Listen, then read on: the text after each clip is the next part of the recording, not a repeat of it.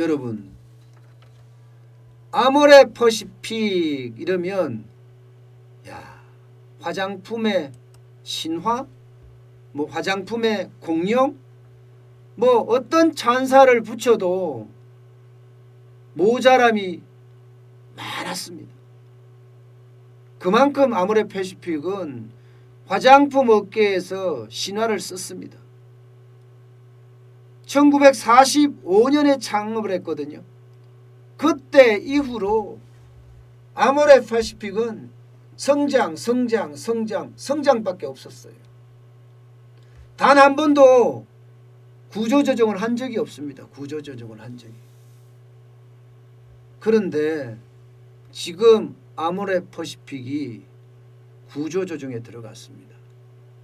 사업에 대한 구조조정, 인력에 대한 구조조정 모두 함께 들어갔습니다. 그야말로 아모레 퍼시픽은 지금 위기다. 이 위기를 극복하는 방법은 사업에 대한 구조조정과 인력에 대한 구조조정밖에 답이 없다. 이렇게 판단을 한 것으로 보입니다. 이렇게 되면 사업의 어떤 규모는 점점 줄어들고 그에 따라서 감원에 대한 칼바람 내지는 감원에 대한 태풍은 여지없이 거세질 것으로 그렇게 판단이 됩니다. 보시는 것처럼 아모레 퍼시픽은요 3분기에 실적이 솔직히 엉망이에요. 자칫 잘못하면 적자로도 내려갈 수 있는 그런 상황에까지 직면해 있습니다. 2019년 3분기도 사실은 어려웠어요. 어려웠는데도 1205억 원의 영업이익을 냈거든요. 매출도 1조 5704억 원까지 했고요. 그런데 2020년 올해 3분기에 들어와서는 매출도 뚝, 영업이익은 반토막. 매출은요 1조 2086억 원까지 떨어졌고요. 예, 영업이익은 610억까지 떨어졌습니다. 아니 8기를 1조를 넘게 파는 회사가 영업이익이 610억까지 떨어졌다는 것은 위기죠. 위기니까 아모레 퍼시픽은 지금 감원에 들어가고 있는 거예요. 감원. 사업 조정도 물론 먼저 하죠. 왜냐하면 감원을 인력 조정을 하기 전에 사업 조정부터 먼저 해야 돼요. 감원을 하지 않기 위한 노력도 많이 해야 되고요. 여러분, 당장 아모레 퍼시픽은 로드샵부터 줄이기 시작했어요. 로드샵부터. 지금 아모레 퍼시픽이 가지고 있는 로드샵, 쉽게 말하면 가맹점이에요. 예, 오프라인의 가맹점 아리따움 줄인 거 보세요. 1248개에서 880개로 줄였습니다. 이니스프리는 756개에서 546개까지 줄였습니다. 에뛰드 하우스는요 370개에서 170개까지 엄청나게 구조조정을 했어요. 여러분 여기서 지금 사실 그만둔 사람들이 얼마나 많겠어요. 그죠? 400개씩 뭐 이렇게 줄어들었으니까 얼마나 많은 사람들이 이미 있잖아요. 이거는 직원이 아니라 가맹점이니까 예, 관계사들이 그만큼 줄였다는 거예요. 그야말로 난리가 아니게 가맹점들이 폭망한 거예요. 폭망. 그러니 뭐 방법이 없잖아요. 방법이. 결국은 인력 구조조정, 직원에 대한 구조조정도 칼을 빼들었습니다. 올 12월 31일까지예요. 12월 31일까지 기준해서 근속 만 15년 이상 된 직원을 대상으로 해서요. 희망퇴직을 지금 받고 있습니다. 창사 이래 처음이에요. 단 한 번도 없었던 일이 지금 벌어지고 있는 거예요. 여기도 가지 않은 길을 지금 가고 있어요. 옛날에 이게요. 예, 잘 나갈 때 못 나갈 때 이거 굉장히 중요하거든요. 여러분 한국 화장품이 진짜 잘 나갔었어요. 아모레 퍼시픽은 아모레는요. 한국 화장품에 비하면 세 발의 피였습니다. 그런데 그 순간 어느 순간 이게 확 바뀌었습니다. 오히려 한국 화장품은 존재감을 지금 찾을 수 없을 정도예요. 그런데 지금 예, 아모레 퍼시픽이 구조조정을 해요. 이 구조조정은요 여러분 결국은요 악화가 양화를 구축한다고 계속 악재를 쌓아갈 수 있는 방법밖에 없어요. 아, 내가 아무리 해서 이랬었는데 그거 엉망이야. 이런 말들이 한마디 두마디 이렇게 번져지거든요.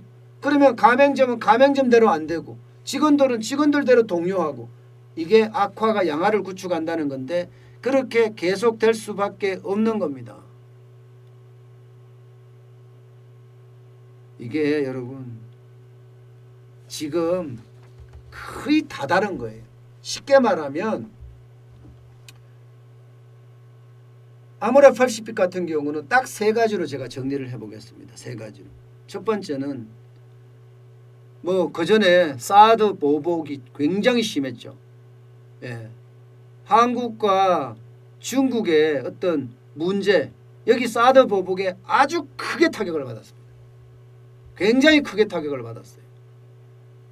여기에서 쉽게 말하면 휘청휘청할 정도로 타격받았습니다. 설화수라든가 후라든가 이런 제품들은요, 명품 화장품으로 손색이 없는 화장품들이었거든요. 결국은 사드가 그 문제의 근원이 됐죠. 중국이 보복을 했으니까 말입니다. 화장품 딱 잘라버렸어. 딱 잘라버렸어. 갑자기. 사실 화장품이라는 거 여러분 아시겠지만 화장품은요, 원료를 공급해서 잘 배합해서 좋은 포장 용기에 만들어서 내는 것. 사실 원료는 한국 콜마에서 다 공급하잖아요. 물론 아모레퍼시픽은 자체적으로도 하겠죠. 그러나 많은 부분을 한국 콜마의 원료를 사기도 합니다. 아예 안 사지는 안 합니다. 예. 그런데 이 사드 보복이 엄청난 충격을 줬어요. 두 번째는요, 온라인의 급습입니다. 화장품은 절대로 온라인에서 안 살 거라고 판단을 했는데 웬걸이요? 화장품 온라인으로 다 사요. 요즘 유튜브 하시는 분들 중에 화장만 전문적으로 하는 친구들도 꽤 있습니다. 이런 친구들이 자기가 이 화장품 쓰니까 어떻더라 하고서 광고를 하면 그야말로 벌떼처럼 삽니다. 벌떼처럼. 시장이 그렇게 변한 거예요. 다양한 화장품을 써보면서 아, 이건 어떻다, 저건 어떻다, 내 피부는 어떤데 하면서 이야기를 하거든요. 그러니 온라인으로 많은 사람들이 사니까 오프라인이 망가진 거죠. 오프라인이. 예. 세 번째는요, 코로나19가 창고라고. 예. 특히 작년에 같은 경우는 소득 주대 성장 정책이 사실은 굉장히 영향을 많이 미쳤어요. 그러면서 실적이 사드나 온라인에 이어서 소득 주대 성장 정책이 영향을 미치다가 코로나19까지 터지니까 그야말로 뻐벙하고 터진 겁니다. 뻐벙하고. 결국 대기업이잖아요. 사실 대기업은요, 일자리 줄이는 일 정부가 인위적으로도 못하게 하고 있어요. 인위적으로도. 일자리가 줄어들면 안 되니까. 오죽했으면 희망퇴직을 받겠습니까? 오죽했으면 가맹점에 대한 구조조정을 하겠습니까? 그만큼 기업이 정권의 눈치를 볼 만큼 여유가 없다는 겁니다. 그만큼 어렵다는 이야기예요. 자, 여러분, 지금 실물경제가 제가 충격이라고 말씀을 드렸죠. 그런 것들이 지금 하나씩 드러나는 겁니다. 롯데의 위기 제가 말씀을 드렸죠. 항공사의 위기는 뭐 그 전에 벌써 있었죠. 여기다가 이제 화장품 업계의 위기. 화장품 업계도요, 사실 많이 망했어요. 이미 많이 망했어요. 이미 많이 망했는데 그 중에 뷰티의 공룡, 예, 화장품의 신화, 여기도 지금 무너지고 있다는 그런 이야기 아닙니까? 실물경제는 앞으로도요, 이런 일들이 계속 발생해 갈 겁니다. 계속 발생해 갈 거예요. 그러다가 내년 3월에 가면 이게 어떤 식으로 발전될런지 사실 조금 무섭습니다. 대출 만기 연장 금액도 너무 많고요. 여기서 과연 내년 3월 가기 전까지 이 대출 받았던 기업들이 전부 잘 돌아가야 되거든요.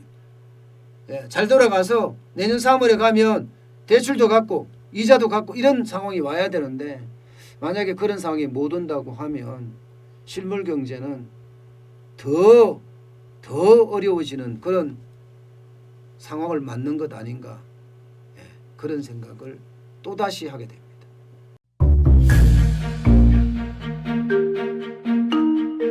세종대왕과 샤넬 넘버 5, 벤츠 자동차의 최고급 기종인 마이바흐의 공통점을 아시나요? 바로 침향입니다. 침향이란 동남아시아에서 자생하는 침향나무가 상처를 입었을 때 스스로를 보호하기 위해서 분비시키는 침향나무의 진액입니다. 진침향은 태국산 침향과 러시아산 녹용, 그리고 국산 홍삼, 백봉령, 또 산수유, 당귀, 숙지향, 꿀로 이루어진 침향환으로 만성 피로나 또 스트레스, 기력이 저하된 직장인분들, 또 수험생들, 연세 드신 어르신분들이 드시면 좋은 환입니다. 진침향 여러분들께 자신있게 권해드립니다.